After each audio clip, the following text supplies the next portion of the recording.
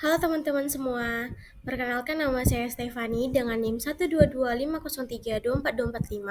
Di sini saya akan mempresentasikan rancangan konseptual model konseptual Odo ERP di CV Segar Abadi. Yang pertama yaitu deskripsi perusahaan. CV Segar Abadi adalah perusahaan skala menengah yang bergerak di bidang distribusi hasil pertanian segar, seperti sayuran organik dan buah tropis. Dari petani lokal ke pelanggan bisnis seperti supermarket, restoran, dan layanan catering. Perusahaan ini menjembatani kebutuhan pasar modern terhadap produk pertanian berkualitas dengan memberdayakan petani di daerah Sumatera Barat. Aktivitas utama. Aktivitas utama pada CV ini ada 4, yaitu yang pertama, menerima dan memproses pesanan pelanggan secara harian. Yang kedua, yaitu mengelola pengadaan dan pengiriman hasil pertanian dari petani. Yang ketiga, yaitu menyediakan layanan harga khusus dan diskon musiman. Yang keempat, yaitu mencatat penjualan, faktur, dan menerima pembayaran pelanggan.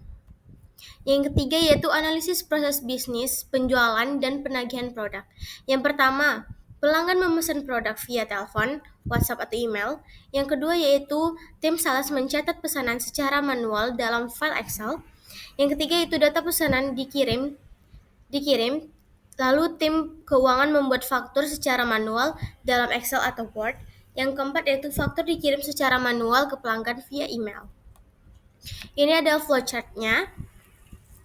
Lalu, permasalahan dan inefisiensi yaitu tidak real time. Data penjualan sering telat diteruskan dari sales ke gudang dan keuangan. Kesalahan pencatatan. Karena dilakukan secara manual, data mudah salah input atau tidak sesuai pesanan. Lalu, faktor lambat keluar. Eh, Faktor lambat keluar ini seperti penagihan tidak otomatis, sehingga keterlambatan arus masuk kas. Yang keempat yaitu analisis proses bisnis, tetapi pada penerimaan pembayaran dan rekonsiliasi bank. Yang pertama yaitu pelanggan melakukan pembayaran melalui transfer bank. Yang kedua, bukti transfer dikirim via email atau via WA atau email ke tim keuangan. Yang ketiga, tim keuangan mengecek mutasi rekening perusahaan, lalu tim mencocokkan manual antara pembayaran dan faktur, lalu catatan pembayaran dimasukkan ke Excel. Ini adalah flowchart-nya. Lalu permasalahan dan inefisiensinya yaitu pencocokan manual.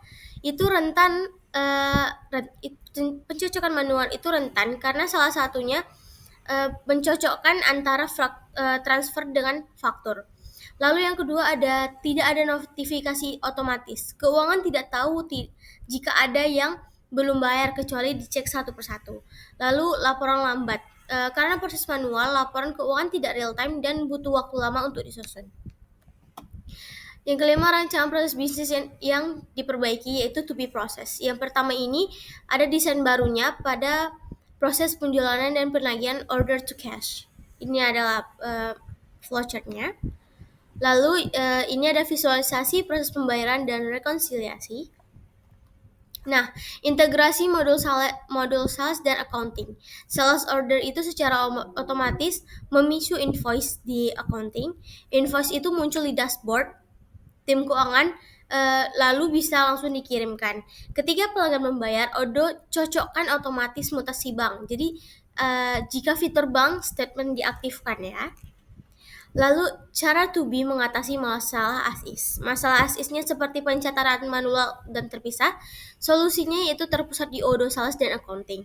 Faktur lambat dibuat. Solusinya faktur otomatis saat sales order dikonfirmasi. Masalahnya sulit rekonsiliasi pembayaran. Solusinya Odo bantu cocokkan invoice dengan bank statement. Masalah tentang laporan lambat dan tidak akurat, solusinya yaitu laporan tersedia real time di dashboard accounting.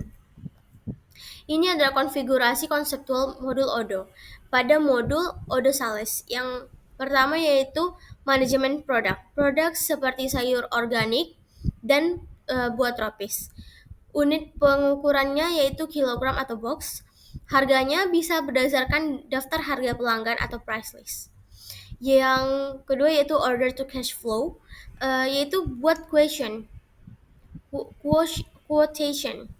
berdasarkan permintaan pelanggan, yaitu konversi ke sales order, lalu otomatisasi pembuatan delivery order dan invoice validasi dan kirim ke pelanggan. Lalu update status pembayaran di sistem. Lalu di manajemen pelanggan, data pelanggan terekam seperti nama, alamat, terus pembayaran dan histori pesanan. Lalu riwayat pesanan juga terekam yang sehingga memudahkan analisis pelanggan. Lalu kondisi pembayaran, contohnya termin pembayaran 30 hari setelah invoice dibuat. Itu keterlambatan pembayaran.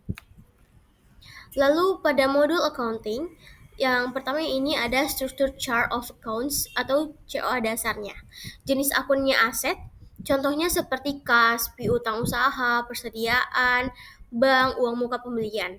Lalu ada liabilitas yaitu utang usaha, pajak keluaran, pajak masukan, utang gaji, atau utang lainnya. Ekuitas seperti modal awal, laba ditahan, pre-off laba tahun berjalan, ataupun cadangan umum. Pendapatan seperti penjualan sayur, penjualan buah, pendapatan lain, diskon penjualan, dan retur penjualan. Biayanya bisa jadi seperti biaya gaji karyawan, biaya pengiriman, biaya operasional, biaya kemasan, dan biaya listrik.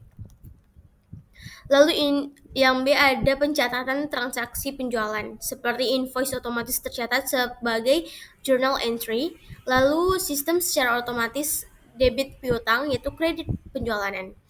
Rekonsiliasi bank. Import bank statement seperti cocokan invoice yang sudah dibayar. Bisa semi otomatis atau perlu klik konfirmasi atau otomatis penuh.